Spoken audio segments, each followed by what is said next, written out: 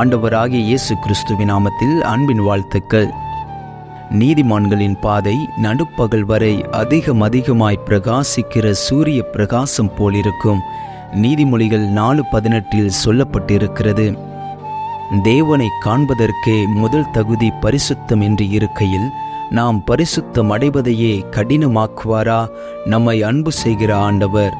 ஆயினும் சாத்தானின் வஞ்சனை சொல்லி வைத்த சில சாக்குப்போக்குகள் நம் சிந்தையில் பதிந்து செயல்படுவதால் வந்த மயக்கத்தை நீக்கும்படியான சத்தியங்களை இப்போது நாம் பார்க்கலாம். பரிசுத்தம் போரடிக்கிறது என்று இளைஞரை வஞ்சிப்பதற்கு சாத்தான் பயன்படுத்தும் அபாண்டமான பொய் இதுவே. பரிசுத்த வாழ்வே பரவச வாழ்வு என்பதை அவர்கள் உணருவதில்லை. தமது மலை பிரசங்கத்தில் இயேசு சொன்னார், இருதயத்தில் சுத்தமுள்ளவர்கள் பாக்கியவான்கள் என்றார். பாக்கியவான்கள் என்பதற்கு பொறாமைப்படுமளவு மகிழ்ச்சியாயிருப்பவர்கள், குதூகலமாயிருப்பவர்கள், ஆன்மீக செழிப்புள்ளவர்கள் என்றெல்லாம் மூல மொழியில் பொருள் உண்டு. பரிசுத்த வாழ்வு என்றால் மடத்தில் வாழும் வாழ்வல்ல.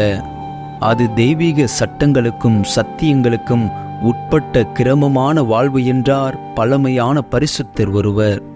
தேவன் தமது பார்வைக்கு நல்லவனாய் இருக்கிறவனுக்கு இன்பத்தை அளிக்கிறார் என்று ஞானி சாலமோன் உறுதிப்படுத்தினார். நாம் நேர்மையை விரும்பி ஒழுங்கின்மையை வெறுக்கும்போது தேவன் நம்மை ஆனந்த தைலத்தால் அபிஷேகம் பண்ணுகிறார். குற்ற உணர்வை போன்ற மகிழ்ச்சிக்குள்ளி வேறில்லை. பரிசுத்த வாழ்வு குற்ற உணர்வற்ற வாழ்வாம். பரிசுத்தம் என்றால் பரலோகம் நம்மில் என்று பொருளாகும்.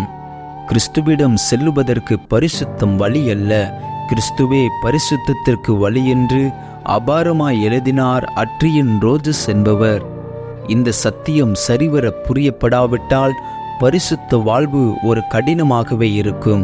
எவரையாவது நாம் இதயபூர்வமாய் நேசித்தால் அவரை பிரியப்படுத்த நாம் எதையும் செய்ய ஆயத்தமாய் இருப்போம் அல்லவா? 60 ஆண்டுகளுக்கு மேல் கிறிஸ்துவோடு நடந்து வந்த அப்போஸ்தலனாகிய யோவான், நாம் தேவனுடைய கற்பனைகளை கைக்கொள்வதே அவரிடத்தில் அன்பு கூறுவதாம். அவருடைய கற்பனைகள் பாரமானவைகளும் அல்ல என்று எழுதி வைத்தார். சொல்லப்போனால் பரிசுத்த வாழ்வு ஒரு இளைப்பாறுதலான வாழ்வாகும்.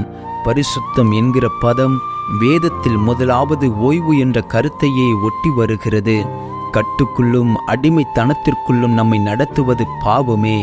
ஆனால் கிறிஸ்து மூலம் வரும் விடுதலையை நாம் பெறும்போது அவரோடு ஒரு சமாதான உறவை நாம் அனுபவிக்கலாம்.